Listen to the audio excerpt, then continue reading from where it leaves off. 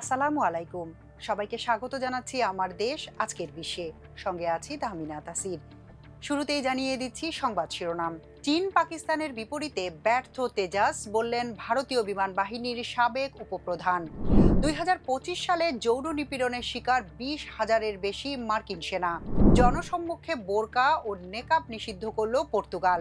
ইমরান খানকে কারাগারে বারবার নির্যাতন করা হচ্ছে, বোনের অভিযোগ। মুসলিমদের অজু, এশীয়দের চাল ধোয়ার পানি ব্যবহার কমাতে বলল যুক্তরাজ্য সরকার। এবার বিস্তারিত। ভারতের স্বাবলম্বী সামরিক বাহিনী তৈরির আকাঙ্ক্ষা এবং দেশীয় প্রযুক্তি সক্ষমতা নিয়ে বড় ধরনের প্রশ্ন উঠেছে।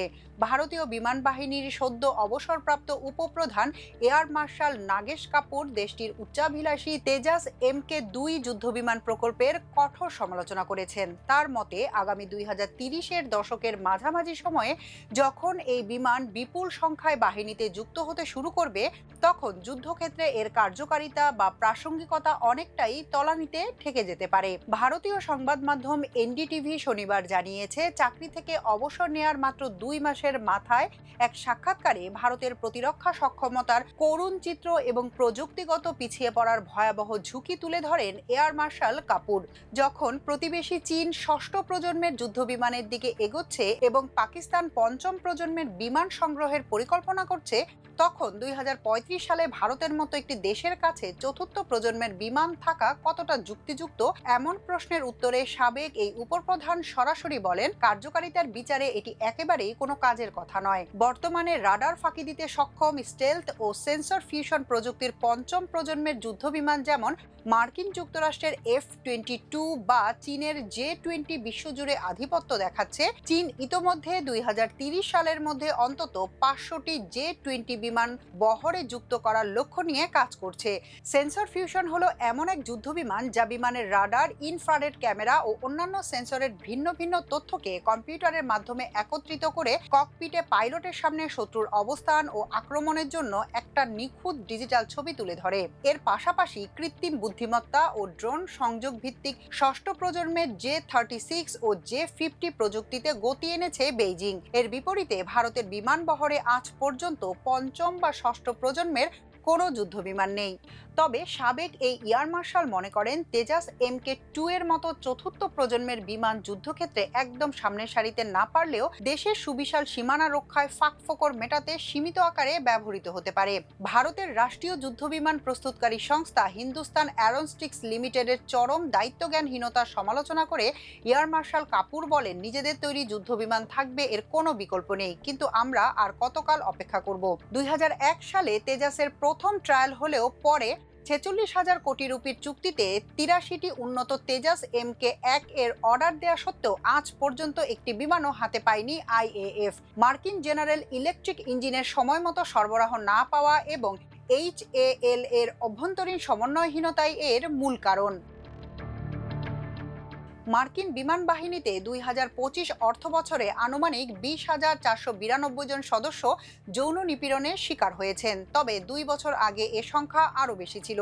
শুক্রবার প্রকাশিত পেন্টাগনের এক প্রতিবেদনে এ তথ্য জানানো হয়েছে। প্রতিবেদন অনুযায়ী 2023 থেকে 2025 অর্থ বছরের মধ্যে সক্রিয় দায়িত্বে থাকা নারী ও পুরুষ উভয়ের মধ্যেই নিপীড়নের এ চিত্র দেখা গেছে। 2025 অর্থ বছরের সামরিক বাহিনীতে যৌন নিপীড়ন বিষয়ক বার্ষিক প্রতিবেদনে এসব তথ্য তুলে ধরা হয়। মার্কিন কংগ্রেসের নির্দেশনা অনুযায়ী প্রতিবেদনটি নিয়মিত প্রকাশ করতে হয়। প্রতিবেদনে 2025 সালে কর্মক্ষেত্রের অভিজ্ঞতা জরিপের ফলও অন্তর্ভুক্ত করা হয়েছে। এই জরিপে সামরিক বাহিনীতে অনিচ্ছাকৃত যৌন সংস্পর্শ, যৌন হয়রানি ও লিঙ্গভিত্তিক বৈষম্যের পরিস্থিতি পরিমাপ করা হয়। সামরিক বাহিনী নির্দিষ্ট সময় পর পর এ ধরনের জরিপ পরিচালনা করে, যাতে আনুষ্ঠানিকভাবে কর্তৃপক্ষের কাছে জানানো হয়নি এমন ঘটনাগুলোও একটি আনুমানিক চিত্র পাওয়া যায়। সক্রিয় দায়িত্বে থাকা নারীদের মধ্যে 2023 সালে যেখানে যৌন হয়রানির আনুমানিক হার ছিল 24.7%, 2025 সালে তা 17.5% দাঁড়িয়েছে। পুরুষদের ক্ষেত্রে এ হার 5.8% থেকে 4.4% হয়েছে। তবে যৌন নিপীড়নের ঘটনা আনুষ্ঠানিকভাবে জানানোর হার বেড়েছে। 2023 সালে সক্রিয় দায়িত্বে থাকা সদস্যদের মধ্যে আনুমানিক 25% ঘটনা কর্তৃপক্ষের কাছে জানানো হয়েছিল। 2025 সালে এ হার বেড়ে 33% হয়েছে। পেন্টাগনের ভাষ্য, ভুক্তভোগী সদস্যদের চিকিৎসা, মানসিক সহায়তা ও অন্যান্য পুনর্বাসনমূলক সেবার সঙ্গে যুক্ত করতে এবং অভিযোগের তদন্ত ও দায়ীদের জবাবদিহির আওতায় আনতে ঘটনাগুলো জানানো গুরুত্বপূর্ণ। পর্তুগালে জনসম্মুখে মুখ ঢেকে রাখার উপর নিষেধাজ্ঞা জারি করা হয়েছে। নতুন আইনে অপরাধের ধরন অনুযায়ী 150 থেকে সর্বোচ্চ 3000 ইউরো পর্যন্ত জরিমানার বিধান রাখা হয়েছে। দেশটির প্রেসিডেন্ট অ্যান্তোনিও হোসে সেগুরো আইনে অনুমোদন দেওয়ার পর এটি কার্যকর হয়। স্থানীয় গণমাধ্যমে বোরকা আইন নামে পরিচিত এই আইনের আওতায় এমন পোশাক নিষিদ্ধ করা হয়েছে যা পুরো মুখ ঢেকে ফেলে বা পরিচয় শনাক্তে বাধা সৃষ্টি করে। তবে স্বাস্থ্যগত প্রয়োজন, পেশাগত দায়িত্ব, শিল্প সংক্রান্ত কার্যক্রম কিংবা আবহাওয়ার কারণে মুখ ঢাকার ক্ষেত্রে আইনে ছাড় রাখা হয়েছে। উপাসনালয়, কূটনৈতিক মিশন ও উড়োজাহাজের ক্ষেত্রেও এই নিষেধাজ্ঞা প্রযোজ্য হবে না। একই সঙ্গে কাউকে তার লিঙ্গ, ধর্ম, বয়স বা বংশগত পরিচয়ের কারণে মুখ ঢাকতে বাধ্য করাও আইনের আওতায় নিষিদ্ধ করা হয়েছে। আইনটির পক্ষে প্রেসিডেন্ট সেগুরো বলেন, মানুষের পরিচয় ও পারস্পরিক যোগাযোগের ক্ষেত্রে মুখ গুরুত্বপূর্ণ ভূমিকা পালন করে। তার মতে, মুখ খোলা রাখা পর্তুগিজ সমাজে পারস্পরিক আস্থা তৈরির অন্যতম ভিত্তি। পাকিস্তানের কারাবন্দী সাবেক প্রধানমন্ত্রী ইমরান খান কারাগারে বারবার শারীরিক নির্যাতনের শিকার হওয়ার কথা তার বোনকে জানিয়েছেন বলে অভিযোগ উঠেছে। শনিবার তার বোন উজমা খান এ দাবি করেন। এর একদিন আগে চিকিৎসার জন্য ইমরান খানকে ইসলামাবাদের একটি সরকারি হাসপাতালে নেওয়া হয়।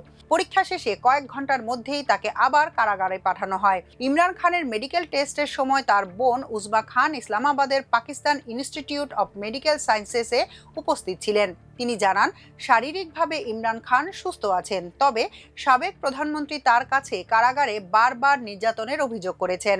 উজমা খান সাংবাদিকদের বলেন, ইমরান আমাকে বলেছেন কারাগারে তাকে বারবার নির্যাতন করা হচ্ছে। তবে এই অভিযোগের বিষয়ে পাকিস্তানের স্বরাষ্ট্র ও আইন মন্ত্রণালয় এবং কারা কর্তৃপক্ষের পক্ষ থেকে কোনো মন্তব্য পাওয়া যায়নি। শুক্রবার রাতে সুপ্রিম কোর্টের নির্দেশের পর ইমরান খানকে আদিয়ালা কারাগার থেকে চিকিৎসা পরীক্ষার জন্য হাসপাতালে নেওয়া হয়। আদালত তাকে ইসলামাবাদের শিফা ইন্টারন্যাশনাল হাসপাতালে স্থানান্তরের নির্দেশ দিয়েছিল, তবে নিরাপত্তাজনিত কারণ দেখিয়ে তাকে PIMS এ নেওয়া হয়। পরীক্ষা শেষে চিকিৎসকরা তাকে শারীরিকভাবে সুস্থ ঘোষণা করেন এবং কয়েক ঘন্টার মধ্যেই রাওয়ালপিন্ডির আদিয়ালা কারাগারে ফেরত পাঠানো হয়। যুক্তরাজ্যে বসবাসকারী মুসলিমদের অজু করার সময় কম পানি ব্যবহারের পরামর্শ দিয়েছে দেশটির পানি শিল্প নিয়ন্ত্রক সংস্থা। একই সঙ্গে এশীয় সম্প্রদায়গুলোকে চাল ধোয়ার সময় পানির ব্যবহার কমানোর আহ্বান জানানো হয়েছে। যুক্তরাজ্যের পানি সরবরাহ বিষয়ক অমন্ত্রী সভাভিত্তিক সরকারি সংস্থা ওয়াটার সার্ভিসেস রেগুলেশন অথরিটির অর্থায়নে পরিচালিত water efficiency in faith and diverse communities কর্মসূচির অংশ হিসেবে এই পরামর্শ দেওয়া হয়।